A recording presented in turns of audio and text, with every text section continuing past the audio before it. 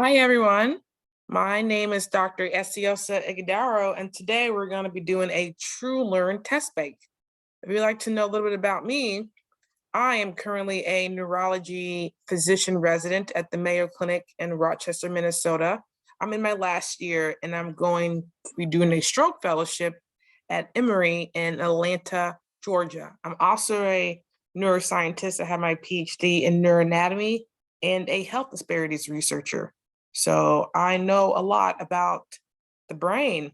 And today I'm going to be walking you through a TrueLearn test question in neurology and neuroscience so that you can do well on your exam. So check out my main website at dresiosaigudaro.com for a little bit of information about me. I do host study groups for students interested in mastering neurology, and these study groups are absolutely free. So if you want to join, be sure to come to my website, check it out, and sign up.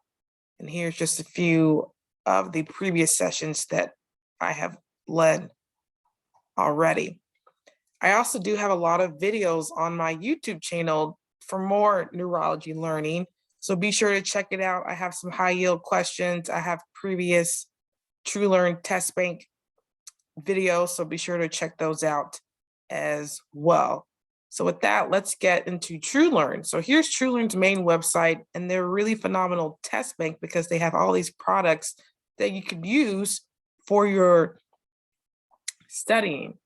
They have USMLE step 1, they also have step 2, and they also have, for those of you who are still a medical student and you're going through your clerkships, they have some shelf exams that you could use to study for your shelf exams. But today we're going to be talking about step 1. So if you want more information about TrueLearn, be sure to come to this main website and see which subscription for their test bank works for you.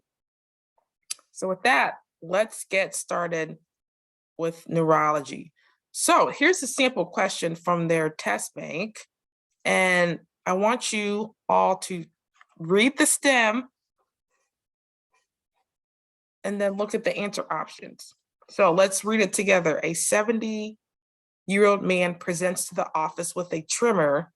The tremor has been present for at least 2 years and is worse when the patient is at rest. Physical exam shows a resting tremor in the upper extremities, and the frequency of the tremor decreases when the patient is asked to grab an object or touch his nose. Significant bradykinesia is also observed.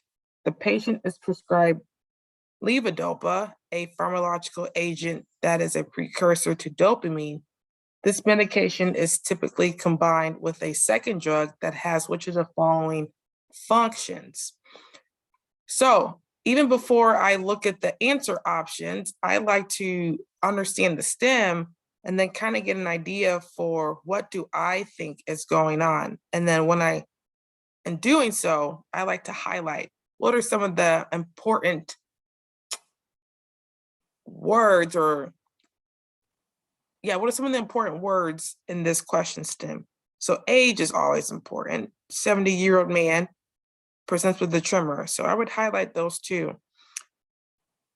No, they talked about that the tremor is worst at rest. So that kind of gives us a clue as to what the diagnosis could be. Because when you're thinking tremors, two of the main tremors that the USMLE loves to test is tremors related to Parkinson's disease and essential tremors. Parkinson's disease tremors occur typically at rest. So within the first two sentences, I'm concerned that this 70-year-old man maybe has some clinical manifestations of Parkinson's disease. Let's keep reading. The neurological exam shows a resting tremor in the upper extremities, and the frequency reduces when the patient is asked to grab an object or touch his nose. So here they're getting at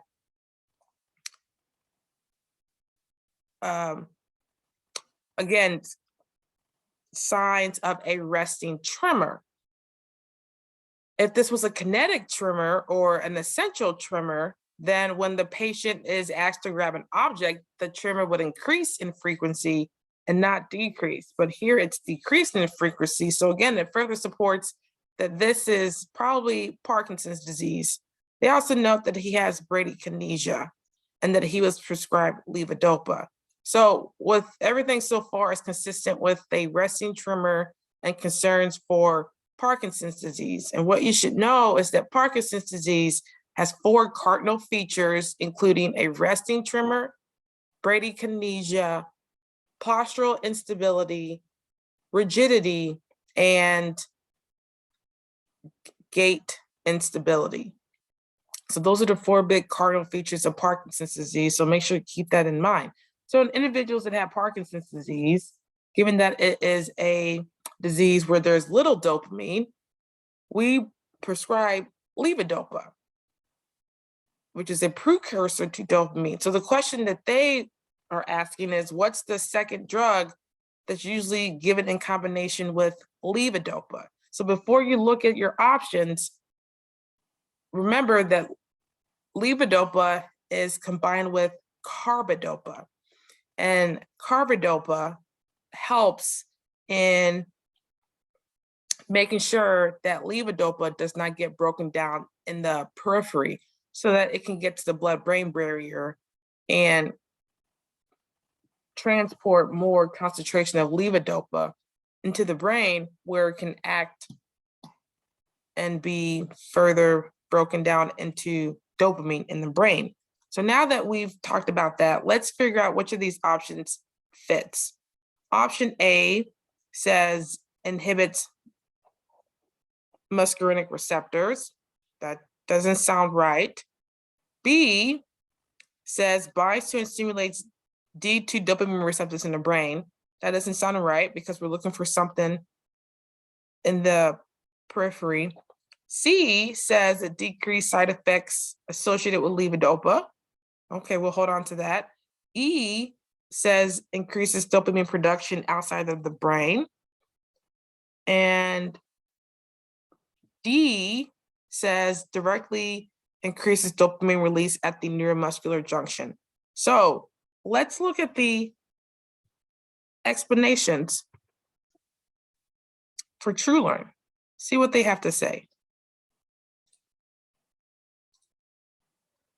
So the answer is decreases side effects associated with levodopa. And the great thing about TrueLearn is they have tables associated with their answer options.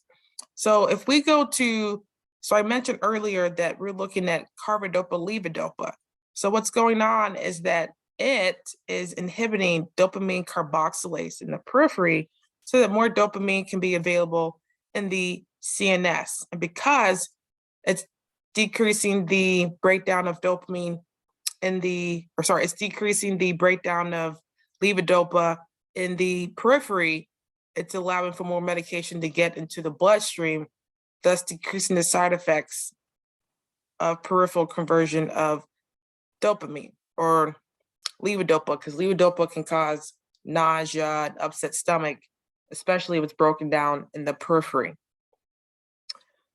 So that's the main takeaway. And then they also provide all the different medications that you need to familiarize yourself with Parkinson's disease. So be sure to, keep this chart in mind. And this is a great thing about TrueLearn is that here's all the high yield medications that you need to know.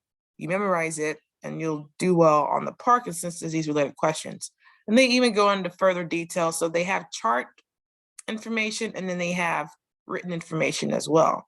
And then they go and they talk about each option and why it was wrong. So answer A was wrong because that's really getting at an antimuscarinic medication such as benztropine that's used to treat the rigidity.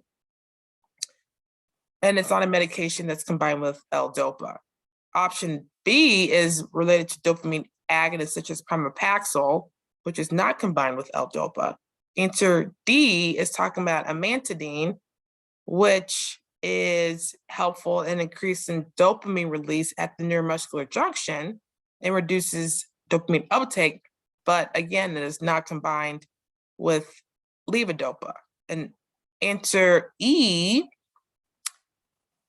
mentions that carbidopa inhibits the dopamine decarboxylase enzyme to decrease peripheral conversion, not increase it at the periphery. So that's why answer E is wrong. And the awesome thing is here they have bottom line. So this is like the big takeaway that you need to know from this question. And they also have some insights to give you additional learning.